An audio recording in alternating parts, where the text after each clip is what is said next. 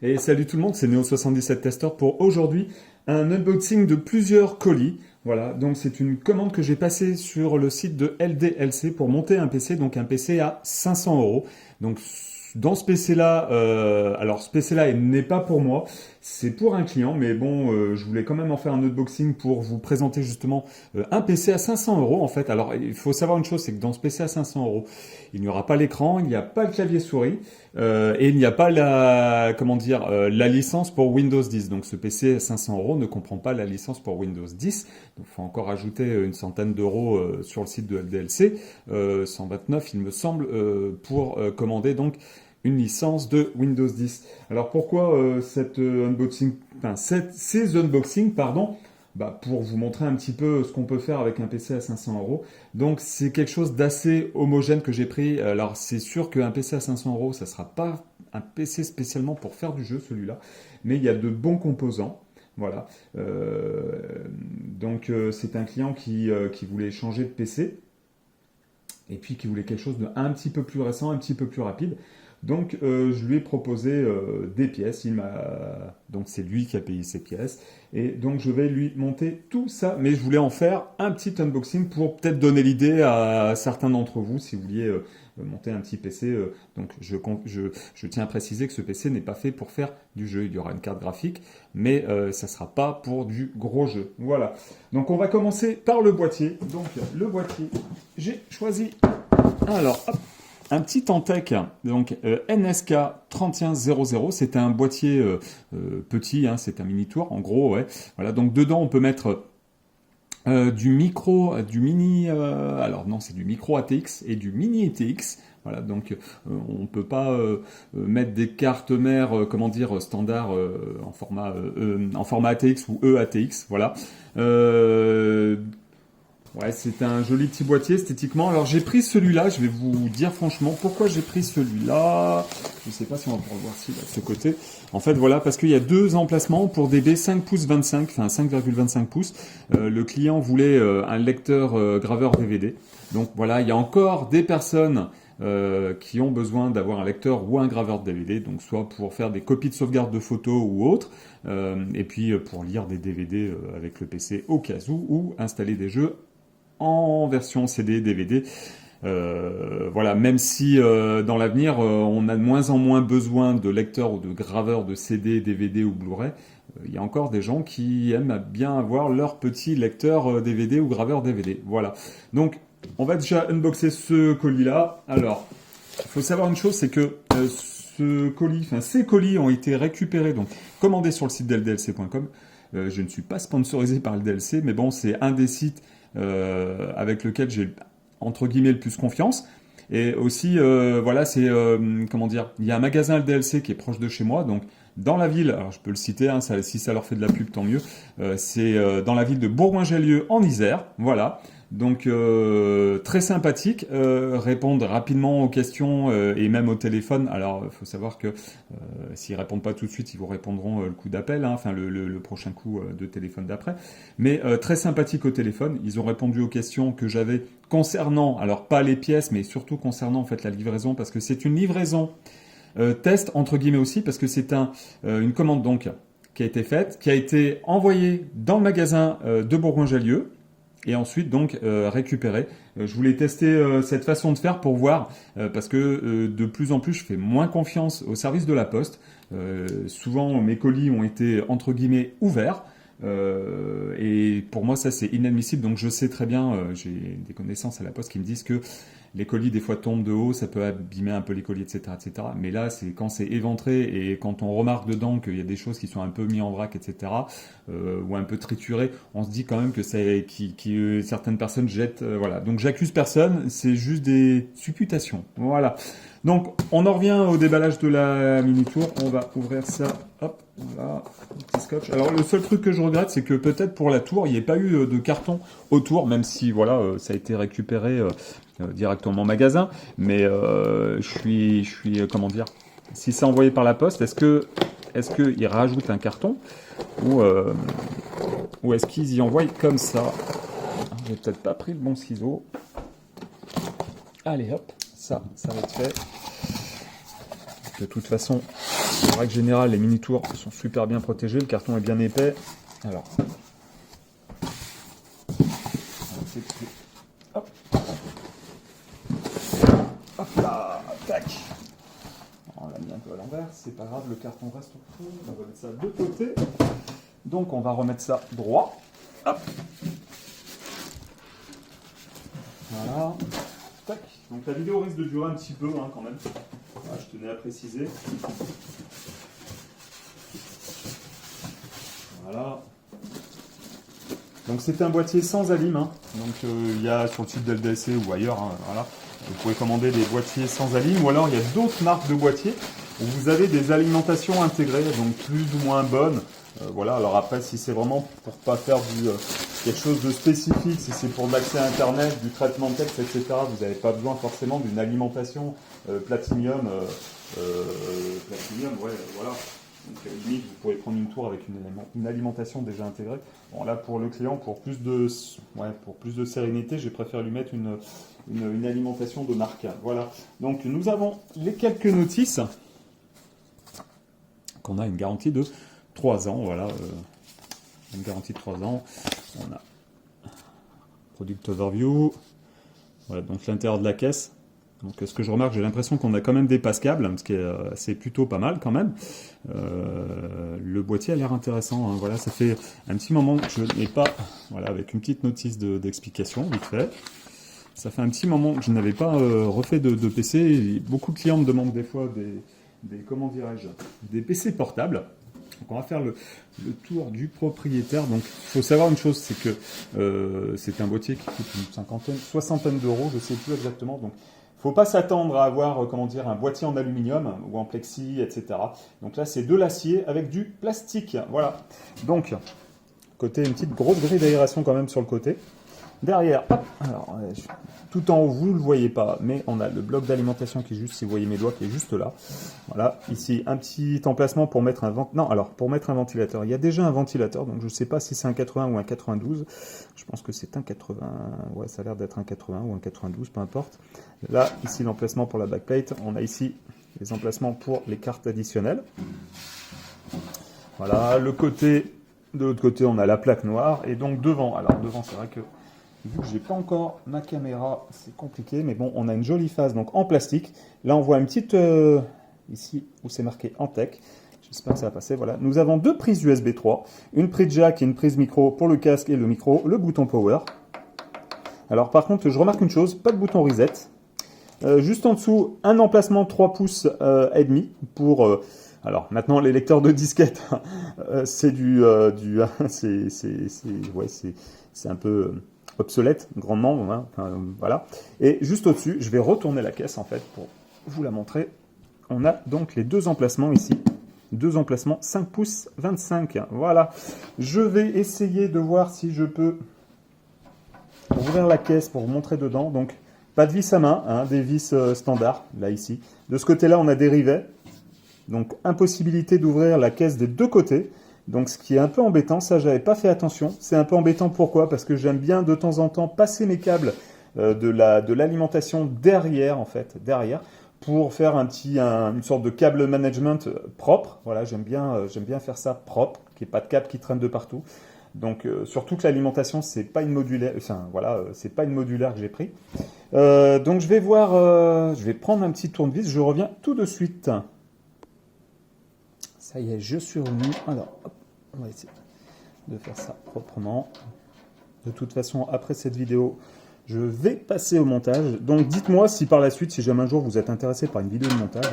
Après, c'est pas très très compliqué. Après, ce qui est intéressant, après, c'est plus souvent le réglage du BIOS, en fait. Enfin, du BIOS, oui, si. Moi, j'ai tendance à pas laisser tout, comment dire, de base. On a un BIOS, c'est fait pour ceux qui s'y connaissent, tout du moins, c'est fait pour y mettre les mains dedans, quand même. Pour 2-3 petits réglages au niveau des barrettes de mémoire, du CPU, etc. Bon, la date et l'heure, ça se fait tout seul. Mais bon, il y a des choses qu'on peut faire et qu'il faut faire. Voilà, après, ce n'est pas une obligation, mais c'est toujours mieux. Je vais déjà enlever la plaque du côté. Voilà. Ok. Donc, je vais mettre ça dedans. Le carton. Donc, dedans, nous avons bien un petit ventilateur. Je pense que c'est un 92, pas certain, mais ça a l'air d'être un 92 ou un 80. Nous avons de ce côté-là la visserie.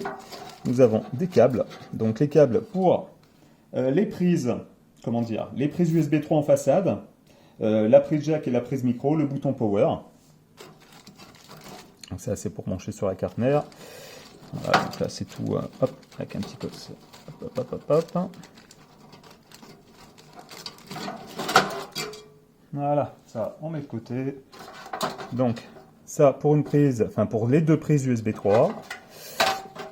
Ça c'est pour les branchements, c'est-à-dire le branchement disque dur principal, le power switch et le HDD LED normalement. Enfin ah non, le power LED. Voilà, power LED plus moins. Ok, on a un petit peu moins qu'avant, hein, branchement.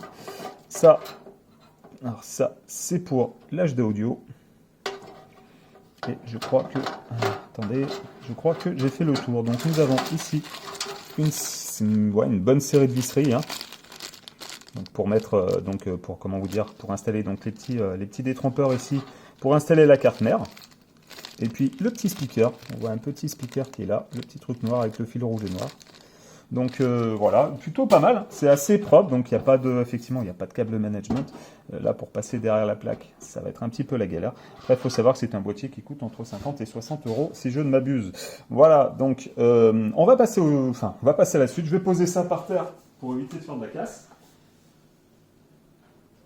Ah, voilà, maintenant, le deuxième colis. Hop, voilà, donc lui, il a été scellé. Donc avant, c'était pas scellé, ouais, je sais pas, mais en tout cas, il est bien fermé de tous les côtés. Vous avez une sorte de carton de ce style-là. J'évite de le déposer sur le côté parce qu'il y a des pièces dedans. Voilà, donc on va couper ça. Hop, et voilà. On ouvre ça, hop, on le met par terre. Ensuite,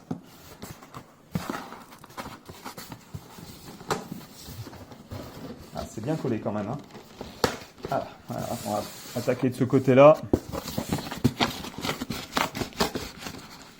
Ah ouais, hop là, bien collé, bien collé. Mais tant mieux, hein. Voilà. Donc, au téléphone, les personnes de LDL, enfin du magasin de Bourgoin-Jallieu ont été, j'ai eu une ou deux personnes qui étaient super sympathiques, ont répondu rapidement, alors que l'un d'eux m'avait dit qu'il faisait, il regardait déjà ce qu'il y avait dans les colis, il scannait, donc ils passaient leur temps à scanner. J'ai fait aussi cette vidéo pour voir s'il y avait eu, entre guillemets, une amélioration par rapport à la protection des colis, parce que certains colis, il y a quelques années en arrière, je commandais chez LDLC, étaient pas très protégés. Et là, je remarque qu'à première vue, il y a eu une bonne amélioration. Regardez, il y a du papier craft dedans. Donc dessus, déjà, on a une couche, deux couches, trois couches, ouais. Donc on a trois couches dessus. Alors après, autour, c'est vrai que c'est calé un petit peu, mais ça a l'air d'être en excellent état. Pas de problème là-dessus. Le disque dur, je l'aurais peut-être pas disposé sur le côté, mais bon, bref, voilà. Donc on a trois couches de papier craft qui sont dessus le carton. Ça, hop, on garde. Voilà, donc je montre un petit peu comment ça arrive. Voilà, donc c'est bien rangé. Après, ça a l'air d'être calé au maximum pour qu'il y ait le moins de problèmes. Voilà, donc on va passer au déballage. Donc on va commencer, allez, par le processeur. Donc un Celeron, donc c'est le G5905. Donc c'est pas le plus gros des processeurs, faut bien le dire, mais c'est un processeur qui fera le taf, hein, pour tout ce qui est accès Internet, visionnage de vidéos sur YouTube, traitement de texte, etc., etc. Donc c'est sur le nouveau socket, le LGA 12, 1200. Voilà. Moi, je crois que je suis encore équipé d'un 1150 ou d'un 1151. Non, enfin, ouais, sur ma tour principale, sur la deuxième tour, je ne sais plus exactement. Mais bon, j'attends encore un petit peu et que les prix descendent, on va dire, concernant tout ce qui est carte graphique, parce que bon, on a des cartes graphiques. Moi qui suis un joueur PC, une 3080, une RTX 3080 ou une 3090, c'est entre 1500 et 3000 euros, hein, je vais être large, mais en gros, c'est ça à l'heure actuelle. Donc c'est un peu trop cher, je vais attendre et puis peut-être que je ferai ça d'ici quelques temps. Voilà. Mais là, on n'en est pas là, donc le processeur est là, donc je sais pas, normalement il doit y avoir un ventilateur vu le poids dedans, donc j'ai pas commandé de ventilateur, donc ça on met de côté. Ensuite, on va passer dans les choses un peu, comment dire, dans l'ordre, hein, quand même. Hop. Après le processeur, on va dire que il y a la carte mère. Donc, là, pour la carte mère, donc j'ai pris une Asus, donc une Asus Prime B460MA. Donc celle-ci, ce qu'il y a d'intéressant, c'est qu'il y a deux ports en fait pour mettre des SSD en M2, en NVMe, je crois. Enfin, si je ne m'abuse, dites-moi dans les commentaires si je fais une petite erreur, ça peut m'arriver aussi. Voilà, donc Asus Prime, voilà B460M-A. Voilà, donc ça, il faut compter 120 €, je crois, si je ne m'abuse.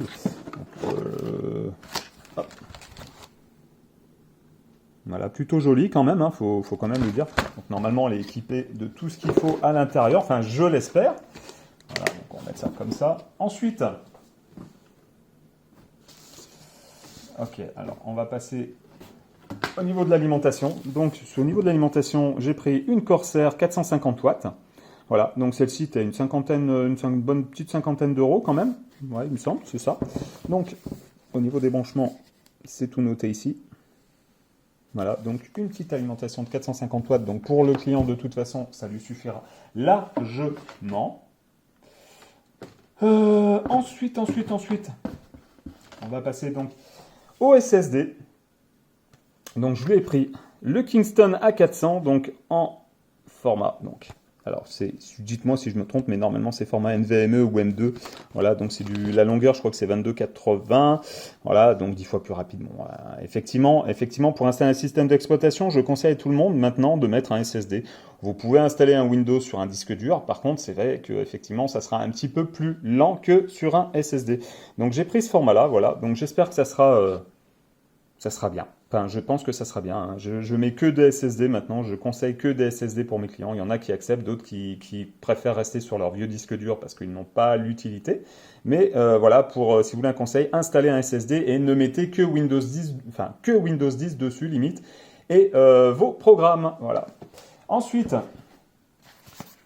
un disque de 1 Tera Seagate. Voilà, c'est le ST1000. Ouais, c'est ça, DM010, il me semble. Voilà, donc je crois qu'il a 64 MO de cache dessus. Voilà, donc, hop. Voilà, alors. Important, une petite barrette de mémoire. Donc une Kingston, là c'est une basique qui fait 8 Go. Donc la référence, si vous voulez, enfin, là, ici. Voilà, donc c'est la KCP 424N S88. Voilà, donc 8 Go de mémoire en DDR4, 2400 MHz pour être précis. Ensuite, on va passer à quelque chose d'important, plus ou moins, voilà, donc une petite carte graphique MSI, c'est donc une GT 710, donc c'est un ancien modèle. Le client voulait quelque chose quand même comment dire, pour pas qu'il ait de soucis pour de la lecture vidéo, que ce soit du 1080p ou du 4K. Je me suis lancé sur cette carte parce que je me suis dit que normalement il ne devait quand même pas y avoir de problème. Le seul petit peut-être défaut, c'est qu'elle n'a qu'un giga de DDR3, donc de mémoire vidéo. Voilà. Faut savoir aussi une chose, c'est que sur la B460MA, normalement il y a des sorties vidéo, il y a une prise HDMI. Il doit y avoir une prise HDMI, une prise DVI dessus. Je préfère toujours passer par une carte externe. Ouais, je sais pas, c'est peut-être que je suis de la vieille école, j'en sais rien encore, mais en tout cas, j'ai toujours eu préférence d'acheter une carte graphique supplémentaire pour l'installer dessus. Voilà. Donc, et après, donc, quelque chose qui était important pour le client. Alors là, c'est en EM, en OEM, il y a plus de boîte pour quand on, ou alors vraiment, ouais, si peut-être les graveurs bourrés. Alors par contre, je sais pas comment c'est installé. C'est un graveur de DVD, lecteur DVD Hitachi. Tout ce qu'il y a de plus basique. Voilà, donc, hop. Je crois que j'ai fait le tour et je crois que je n'ai rien oublié. Donc c'était l'unboxing de plusieurs colis arrivant tout droit donc de chez LDLC pour monter un PC à 500 €. Alors pour être exact, c'est 501 € et des brouettes. Alors derrière, je répète encore une fois, il n'y a ni Windows 10, ni écran, ni clavier souris. Donc après, il faut rajouter pour un écran peut-être un peu moins de 100 €, si vous voulez un petit écran. Voilà, je pense qu'à 100 € vous en trouvez déjà un bien. Clavier souris, un clavier, on va dire clavier souris entre 25 et 35 €.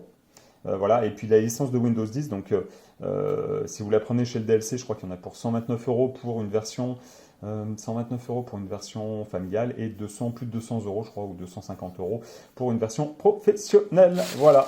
Eh bien, écoutez, je crois que j'ai fait le tour. Je vous remercie de m'avoir suivi. J'espère que la vidéo aura pas été trop longue. Je vous dis à la prochaine pour une prochaine vidéo. Soit déballage, soit jeux vidéo, soit rétro, etc. etc. Si ça vous botte que je fasse une vidéo de montage, peut-être que je ferai une vidéo de montage pour un peu vous montrer. Et puis bah voilà, donc lâchez le petit pouce, abonnez-vous si vous n'êtes pas abonné et surtout bah, partagez. Voilà, je vous remercie, je vous dis à la prochaine. Salut, salut!